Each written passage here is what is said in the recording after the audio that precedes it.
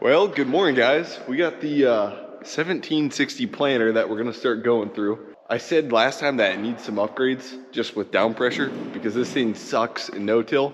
So we have these light duty springs on here. They don't do much at all for no-till. We got a coolant leak on the tractor that we're gonna try and get fixed. Well, we think it's stopped. We didn't find the. Yeah. It's just a little bit of leak and it's driving me crazy and stuff. The thing is, you just took it through service and then we brought it back and there was just a little leak. Like, it's not gonna kill it. Yeah. Anyways, we got these heavy duty springs that they're gonna be a lot nicer. I was talking about it last video and a couple guys, or a guy DM'd me and was like, hey, I got some sitting on my shelf if you want them. I was like, how much? And he was like, oh, you can just have them. I was like, they wouldn't, both, it was two young farmers that actually gave me these springs and they wouldn't accept money for them. So thank you guys for giving them, because this is gonna be super nice to have on the planter. The 10 series John Deere has a hood that comes completely off, whereas I think once you go to the 20 series John Deere, like, you know, the big 8000s, they have hoods that will just flip up and then you can work on everything, check everything. These with the 10 series was the last hood to have a hood that actually like comes off the entire tractor.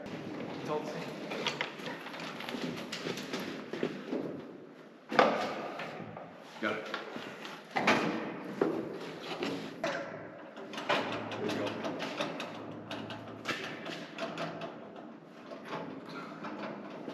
I gotta set mine down quick and adjust. Yeah. Can I?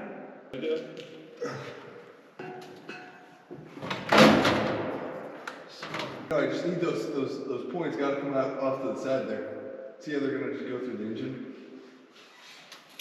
Yep. Good? Got it? Yeah. We're gonna fire this up and then get it all unfolded and try and go through this planter and put the springs on. There's the little air.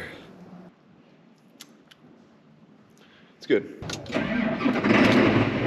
We also got a new headliner installed. Brian, my local mechanic, and then me and Spence, we went and put this in, but with Brian's help, and it's a lot nicer now. It was a little struggle getting it in and stuff. We kind of tore some of the corner posts up a bit, but we got it all situated good, so. Now you don't have it dripping over your head.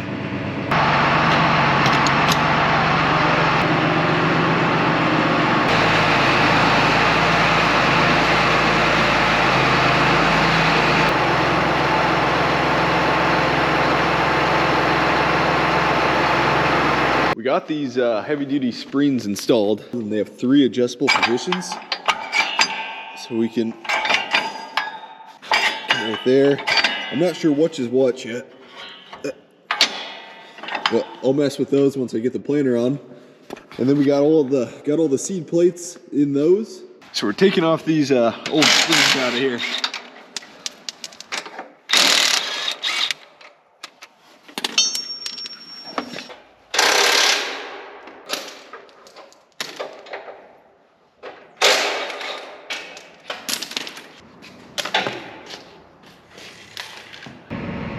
We went and re-zip tied all the hoses, and I think they're kind of getting caught up, so we're making sure they're not getting caught up in there.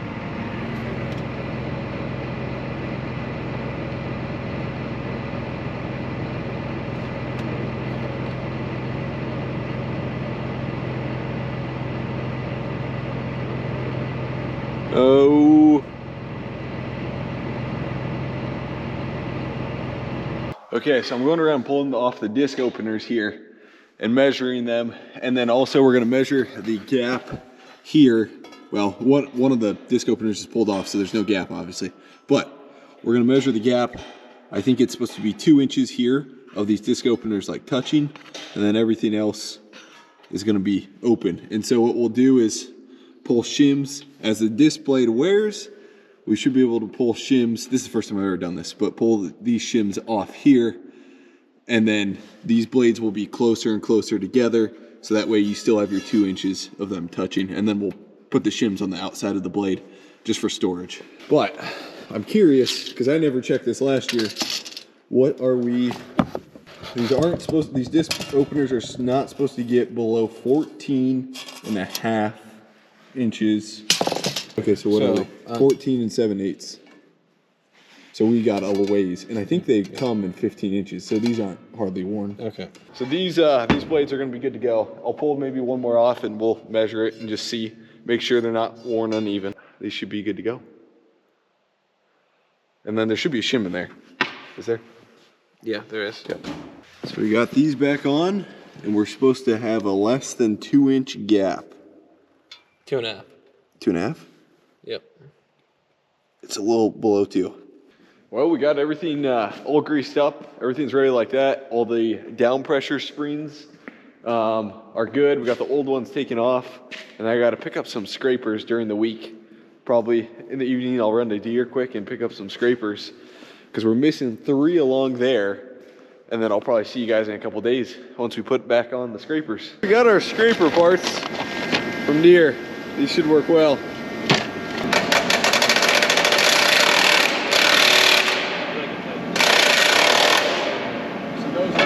I'm just learning all this stuff, but what these do is these scrapers keep all the dirt and mud off these disc openers.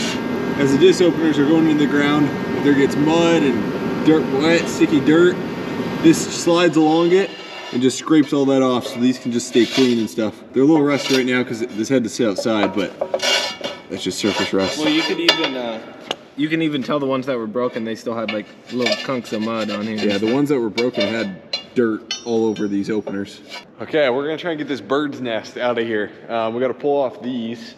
And I think it's about right all up in here. I could only get so much with my fingers and pliers and stuff, so. We could probably just maybe take this apart too. Well, we'll try. We're gonna stick the air gun out there, blow it out. We'll see what happens. So we're gonna try and cheat the system here. Technically, to fold this planer, you gotta lower it all the way to the ground, but we've got some gauge wheels off and some other stuff, so I'm gonna lower it as far as possible. And then that'll help put it in transport mode, and it'll lift the outside wheels up, so that way we can get it folded. It'll lift the outside wheels up, so that way the ends can fold around here. So we'll see what we can do.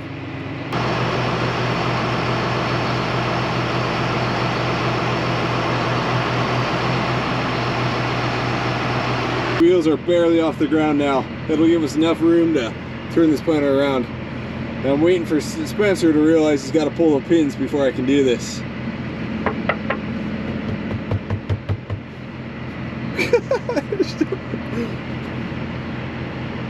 There he goes. There's not much on this side. Obviously, I'm trying to kick it past that final hole. Okay, go ahead. Probably gonna.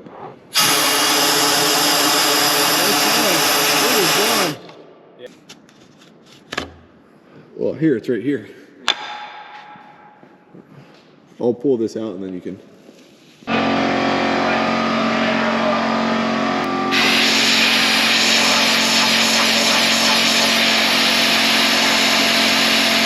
In case anybody was wondering what this actually did and why we were blowing this out, this is the vacuum system to the planer. This is what, it's one of the tools that helps the planer cycle, I guess. So that creates all the vacuum, and along here, all this pressure, that creates a vacuum that sucks, has a sucking force to every single unit of row unit here. And that row unit, then there's seed plates on that row unit, and either soybeans or your corn seed, your seed in general, will stick to those seed plates. And as the planer goes through the ground and rotates, those seed plates rotate, and then there's a wiper, or it starts knocking off seed, and the seed starts going down the tube there. So I don't know what would have happened if we would have kept the bird stuff in there and I would have fired it up. Maybe it has a system where it just would have shot out here and it would have been fine, but I just didn't want to destroy that vacuum because I think they're kind of expensive. But if anybody's new or learning about a planer, I'm just learning about this with you guys. Like, I'm still trying to figure out how this planer operates still, even though I've used it. Just some of the settings on it and stuff like that. I'm just learning a lot of that now. So same with Spence. You can never be afraid to learn. Oh God, what's it now? It's full, you got somewhere to dump? Yeah. I don't know if this is a good idea or a bad idea to buy this thing, but Me and Spence bought her. She's an oldie. She's not in perfect shape, but I'll show you guys it once we get in there. It's gonna be nice to put in the machine shed, sleep in. So, Laredo. Keystone Laredo is what it is. So, she's old, but I can't believe how, like, you can get some pretty good value, it seems like, as long as nothing breaks on this. Like, this was pretty dang cheap. So some people were asking Grant, why didn't you just put a living quarters in the shed at the farm? Well, one, don't know how long you're gonna be there and if you need it. And we thought, for cheaper, this is probably cheaper. Having the RV in the shed than building a living quarters, taking up shop space, maybe you weren't gonna use, who knows? But at least we can move this, and then one time a week, there's a thing called Ragbrai. It's a bike ride across Iowa, and we thought this would be perfect for it. A bunch of buddies. They can sleep 10. You can sleep 6 people. Like, everybody has their own bed, but if you really want to cram people in, you can sleep 10 in it. So. Yeah, I'll show it. We'll show the whole inside. It's not perfect. It's a used one. It was really, really cheap. Before, me and Spencer were either staying in the enclosed trailer, which honestly, I like that, or I was just cranking Red Bulls on the way back after you're done like combine or super tired. I'm just cranking Red Bulls driving down the interstate. So I figured this would probably be a lot safer and stuff instead of just driving tired back all the night and stuff, getting up early and then driving to the farm.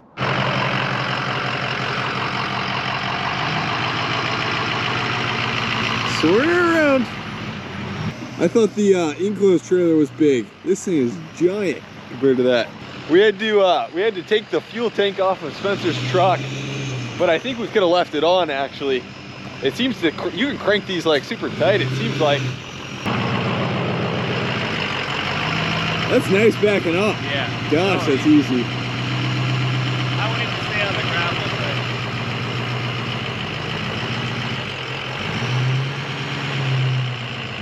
So I open up the black tank? Let it dribble on the ground. That's a joke. We're stuck. The whole undercarriage of this, there's kind of a plastic sheet along this. Undercarriage. It was dragging across the ground when we were going down the interstate, and this thing was just dragging. So we pulled off.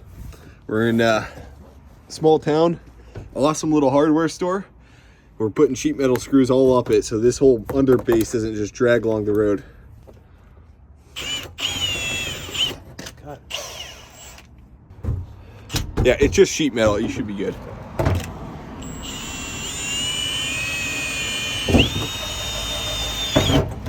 We made it.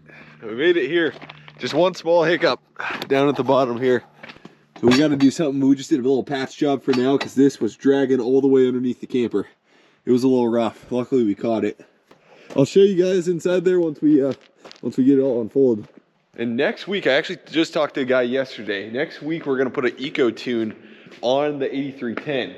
Or we're gonna put an eco tune on the 8110. We're gonna bump it up to basically an 8310. Give it 50 extra horse because that's what they recommend that you can go to on like an 8110. So that'll be nice to have a little extra horsepower and stuff. Seems like I'm always just a little short whenever I'm trying to like rent something from a neighbor or like put it on an hydrous or something like that. So it'll be more fuel efficient too. Should work out good, I'm hoping. So what happened is the wheel didn't break. It was these silver things, the hole actually broke. So this is a new one. That's the old one. So you get yours up there and I'll pull mine. Got it? Yep. Come on, boy. Thought you lifted the weights. Yeah. No, you just My feet. There we go. get one and then get it. Now get. All you need is a screwdriver to pry it up and get it open. There we go. Okay, so we're going around and tightening all the gauge wheels. We had them probably way too loose, in my opinion. That's way too loose on there. Those are way too loose. We did think you were supposed to let them spin a little bit, but that's completely wrong. So we watched a couple YouTube videos. Yeah. We had a big gap up here and we weren't supposed to, but now, I mean, it falls on its own. Maybe go a little I'd go a hair tighter, I think, but. So these gauge wheels are what set the depth. So if I set the depth for 3 inches, there should be 3 inches from the gauge wheel to the openers. And it also, I realized what was important, I just realized this, is to keep dirt out of here so dirt doesn't fall in your seed trench. I'd say that's and pretty that good. should be good, yeah. Yeah, it'll keep these a lot. And that's probably why the things we replaced earlier, those little scraper things, it's probably letting a bunch of dirt come in here and then just wiped them out.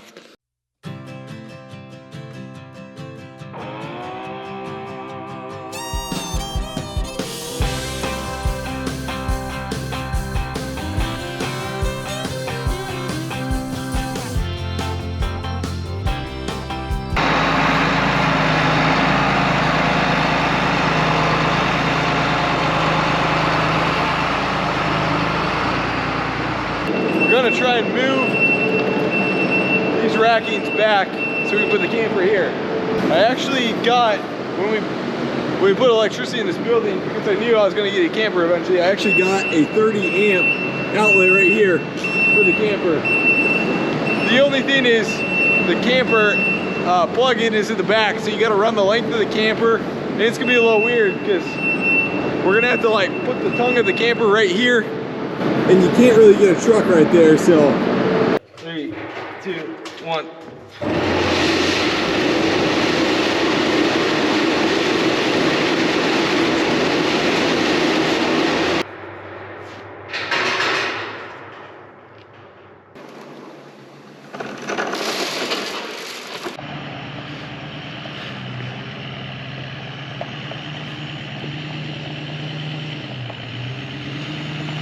I'd say, because that's as close as we're gonna want to get, kind of almost. Yeah. I'll go back there now. Oh, I think we have to be 48 inches away from the wall for the slides to work. It's gonna be close. That's kind of big. Does it look giant there? Yeah, that's nice. That's why we got a fifth wheel, because you can't stack anything on it. Yeah. It's good. This may work, or this may be the stupidest idea, but we're gonna try and move this thing, get in the spot we want with the skid steer. Oh. And it's not the most secure. Gosh, I don't know, man.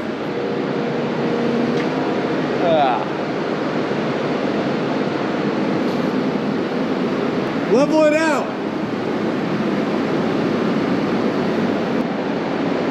The guy I bought it from, this is homemade.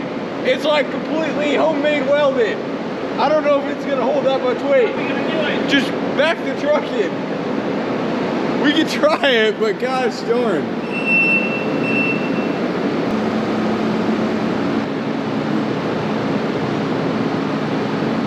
Stop, stop, stop.